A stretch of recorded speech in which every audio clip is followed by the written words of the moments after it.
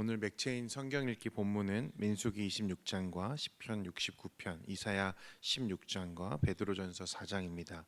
민수기 26장은 두 번째 인구조사에 대해서 기록하고 있는 말씀인데요. 하나님은 20세 이상 전쟁에 나갈 수 있는 남자의 수를 헤아리라고 명령하셨습니다. 각 지파별로 계수를 해보는데 첫 번째 인구조사의 때와 차이가 별로 없습니다. 조금 줄어든 정도인데요. 얼핏 보면 아무런 감흥 없이 이 인구 조사하는 것을 우리가 볼 수 있는데 첫 번째 인구 조사와 두 번째 인구 조사는 그 시기적으로 약 38년 가까이 되는 시간 간격이 있습니다. 그러니까 그동안 이스라엘은 광야에서 지냈죠. 물도 없고 먹을 것도 변변치 않은.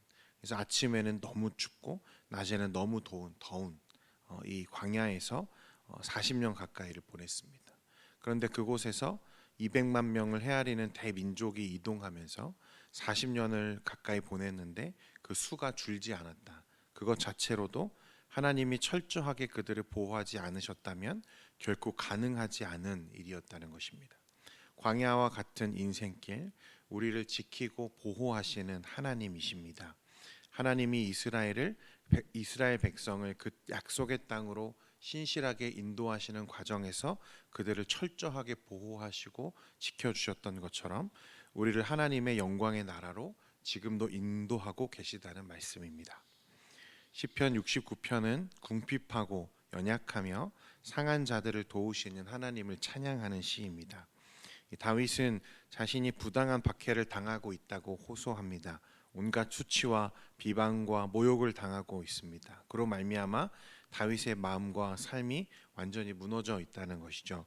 비방이 나의 마음을 상하게 하여 근심이 충만하니 불쌍히 여길 자를 바라나 없고 긍휼히 여길 자를 바라나 찾지 못하였나이다. 심지어 그를 불쌍히 여겨주는 사람도 없었다는 것입니다. 이때 다윗의 유일한 소망은 하나님뿐이었습니다. 하나님은 슬픈 자들을 높이시고 곤고한 자들을 소생케 하시고 궁핍한 자의 소리를 들으신다라고 다윗이 고백합니다. 다윗은 이 하나님 안에 이 복과 영광과 풍요, 위로가 있다고 고백하고 있습니다.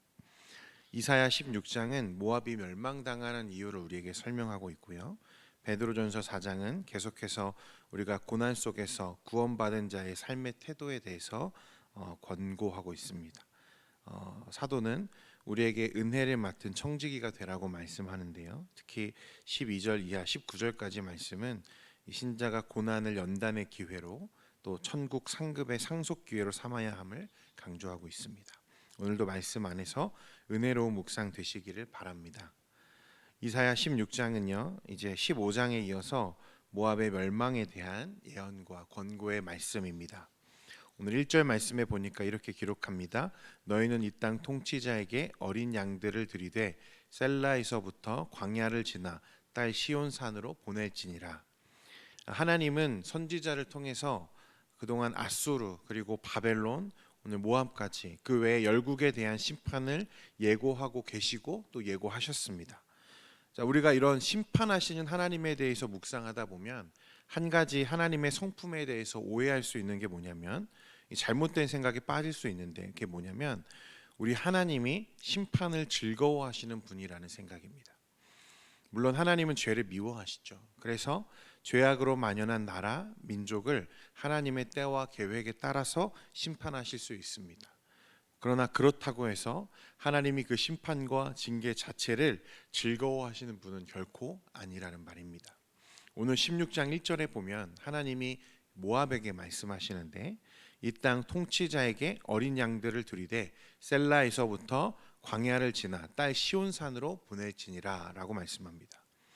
통치자는 누구입니까? 당시 중동 지역의 패권 국가는 여전히 아수르였죠. 아직 바벨론이 흥하기 전이었거든요.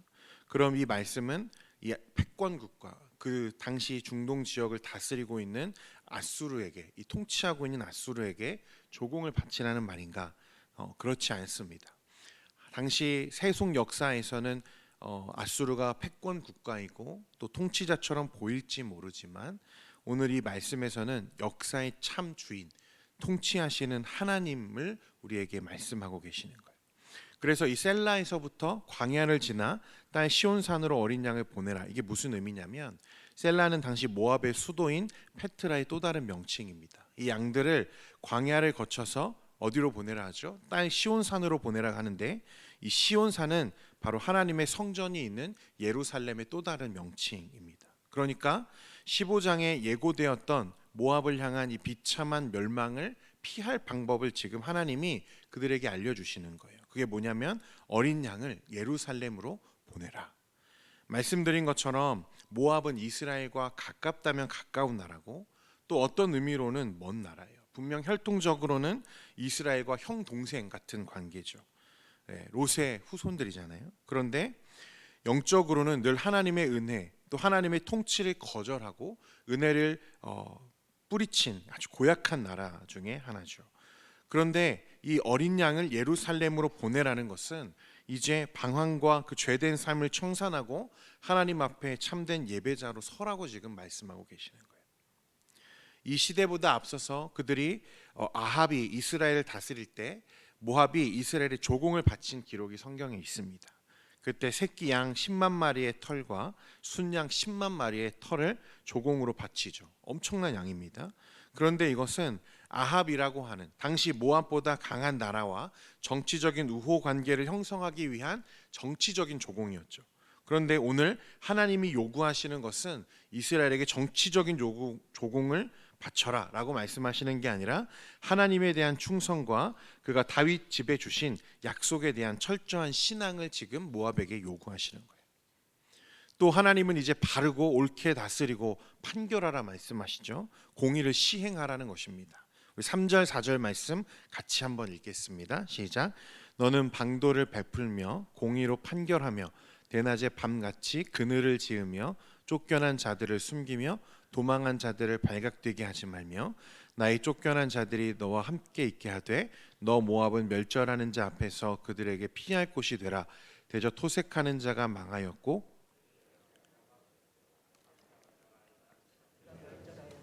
그러니까 쉽게 말하면 지금 하나님은 모압에게 기회를 한번 주시는 거예요. 말씀에 보면 모압은 교만한 나라죠. 6절에도 보면 교만하다는 표현이 나오는데 하나님은요, 모압 너 교만해? 그래? 너 필요 없어. 나는 너를 멸망시킬 거야. 이처럼 마치 차갑고 매정한 하나님이 아니시고 비록 은혜 밖에 있는 자들이라도 그들을 향하여 심판을 선고하시는 하나님의 마음은 기쁨이 아닌 거예요. 그러니까 하나님의 마음은 그들도 돌이켜서 이 하나님의 앞에 서기를 하나님이 바라신다는 거죠. 그래서 어린 양을 예루살렘으로 보내고 다시 몸과 마음을 겸비하라고 그들에게 경고하시는 거예요. 하나님이 모압에게 이런 권고를 하시는 이유는 토색하고 압제하며 남을 상하게 하려는 악한 자들이 끊어지고 오늘 말씀에처럼 다윗의 왕위가 견고해지고 공의와 성실함으로 다스려질 때가 올 것이기 때문에 너희들 겸비해라. 다시 돌아와라. 돌이켜라. 그 악한 길에서 떠나라고 하나님 말씀하시는 거예요. 하나님께서 역사를 운행하시는 그의 주권을 행하시는 분이시기 때문에 선지자의 권고대로 행함으로써 15장에서 선고받은 비참한 멸망을 모면하고 인자와 공평, 정의의 나라에 참여하도록 지금 촉구하고 계시는 것입니다. 또 5절 말씀에 보니까 이렇게 말씀합니다. 다윗의 장막의 인자함으로 왕위가 굳게 설 것이요 그 위에 앉을 자는 충실함으로 판결하며 정의를 구하며 공의를 신속히 행하리라. 하나님은 선하시고 노하기를 더디하시고 자비와 은혜가 한이 없으신 분이심을 우리가 말씀을 통해 알게 되죠. 또 한편으로 5절은요. 이사야가 예언을 하던 당시에 머지않아 올 이 히스기야 시대의 선정을 의미한다고 해석하는 사람도 있습니다. 그것도 맞죠. 그러나 궁극적으로 볼 때 이 하나님이 말씀하시는 다윗의 장막 그 인자함으로 왕위가 굳게 설 것이라라고 하는 이 예언은 궁극적으로는 장차 이루어질 그리스도의 통치를 예언하는 말씀이기도 합니다. 분명 당시 이스라엘은요, 여러분 힘이 없었어요. 아수르가 막 힘이 팽창되고 또 이후에 바벨론이 막 흥하는 동안에 이스라엘은 정치적으로 외교적으로 계속 위태로운 상황이었습니다. 종교적으로도 마찬가지예요. 예루살렘의 상황은 여전히 위태롭습니다. 잠깐 히스기야 왕과 같은 선왕들이 세워졌을 때 회복의 기미가 보인 적도 있지만 이렇다 할 힘을 발휘하지 못했어요. 그러니 이 다윗의 장막, 하나님이 말씀하시는 왕위가 굳게 선다, 그 날이 온다. 그러니 너희들 겸비하라 할 때 이 다윗의 장막은 뭐냐면 장차 도래할 하나님의 나라와 그리스도의 통치를 내다보면서 지금 예언하는 것입니다. 다윗의 나라가 설 때가 온다. 하나님의 공의와 정의가 실현되고 하나님의 통치가 이 땅에서 실현되는 때가 온다. 그러니 너희들 그 길을 떠나라는 거예요. 여러분, 이 말씀은 모압에게만 주시는 말씀이 아니에요. 하나님 없이 살아가는 자들, 하나님 밖에서 살아가는 모든 자들에게 하나님이 하시는 말씀인 거예요. 우리 6절 7절 말씀 한번 같이 읽겠습니다. 시작. 우리가 모압의 교만을 들었나니 심히 교만하도다. 그가 거만하며 교만하며 분노함도 들었거니와 그의 자랑이 헛되도다.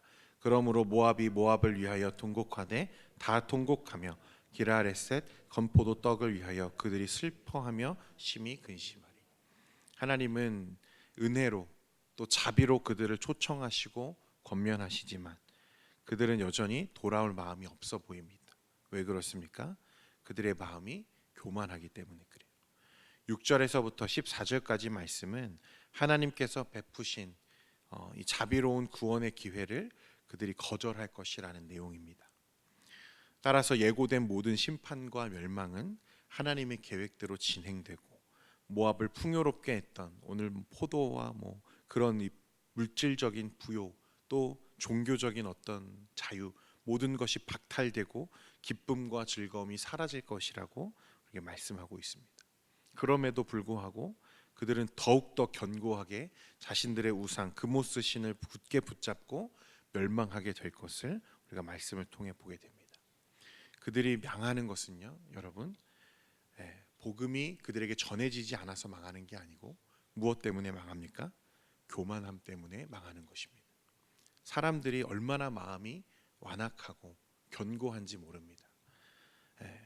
당신이 하나님 앞에 하나님의 진노 아래 있습니다 라고 말할 때 그들이 얼마나 불쾌해합니까? 얼마나 기분 나빠합니까? 주님께로 돌아오십시오. 주님의 통치 안에서 자유를 누리십시오 라고 말하면 그리스도 안에 있는 게 그의 통치 받는 게 어째서 자유냐라고 따져 묻습니다. 교만한 거죠.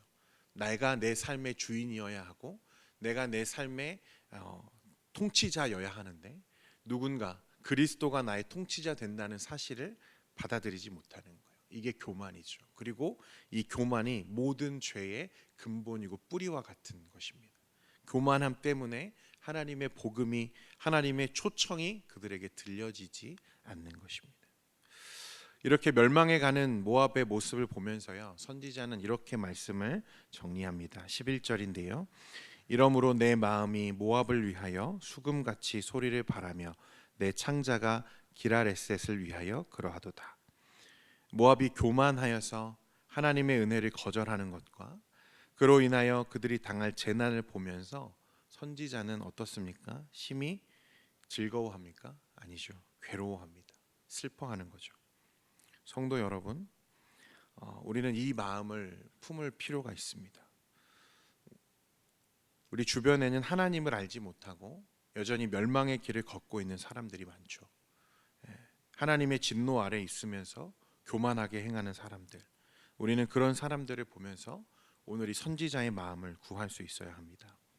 성도가 세상을 향해서 가져야 하는 마음은 망해가는 그들을 보면서 조롱하고 비웃고 외면하는 것이 아니라 그들을 향하여 긍휼의 마음을 품을 수 있어야 된다는 거예요. 왜 그럴까요? 왜냐하면 그게 우리 하나님 아버지의 마음이기 때문에 그렇습니다. 공의를 부르짖고 우리가 정의를 시행되도록 힘써야 하죠. 죄를 죄라고 말해야 하고 정죄해야 합니다. 하지만 그 정의와 공의는 어디서부터 시작되어야 하냐면 이 사랑, 긍휼한 마음에서부터 시작되어야 한다는 거예요. 그러니까 이 세상을 여러분 긍휼히 보셔야 돼요. 하나님의 마음을 품고 이 세상에 멸망해 가는 것들을 안타까워하고 마음 아파하시는 하나님의 마음을 품고 오늘 선지자와 같이 슬퍼할 수 있어야 된다는 거예요. 그래서 부지런히 그들에게 더 복음 전하고 더 말씀을 전하고 하나님의 나라, 하나님의 통치에 대해서 설명하고 그들에게 다시 돌아올 수 있도록 기도해야 됩니다. 사랑하는 성도 여러분, 은혜 밖에 있는 이 모압의 멸망도 마음 아파하시는 긍휼하시는 하나님의 마음으로 우리가 세상을 사랑하고 기도하는 저와 여러분 되기를 소원합니다. 기도하겠습니다. 거룩하신 하나님 아버지, 오늘도 이 새벽에 우리를 말씀으로 인도하시고 또 하나님의 마음을 묵상하게 하시니 감사합니다. 하나님, 이 모압의 멸망을 가슴 아파하시고 또 안타까워하시는 그 하나님의 마음을 우리가 함께 품으며 오늘 선지자의 고백처럼 이 세상의 죄악과 또 그로 인해 몰락해가는 멸망의 길을 걷고 있는 자들을 긍휼히 여기는 우리 모두가 되게 해 주옵소서. 하나님, 이 시대와 또 이 지역과 열방을 향한 하나님의 계획이 또 우리 교회를 통한 하나님의 계획이 있는 줄 압니다. 우리 성도들을 통해서 하나님, 믿지 않는 자들이 주께로 돌아오고 지역과 열방이 복음으로 변화되는 하나님 놀라운 역사가 일어날 수 있도록 우리 성도와 우리 교회를 사용하여 주옵소서. 하나님, 그래서 긍휼과 자비하신 하나님의 마음을 늘 묵상하며 안타까워하는 우리 모두가 되게 해 주옵소서. 오늘 주님 앞에 나아올 때에 주님, 연약한 우리의 기도 제목들을 가지고 함께 나아왔습니다. 질병의 문제와 가난의 문제와 모든 관계의 문제를 주님 해결해 주시고 우리가 주님 안에서 평강을 누리며 하나님의 은혜를 또 축복을 누리며 살아갈 수 있도록 은혜 베풀어 주옵소서. 예수님의 이름으로 기도합니다. 아멘.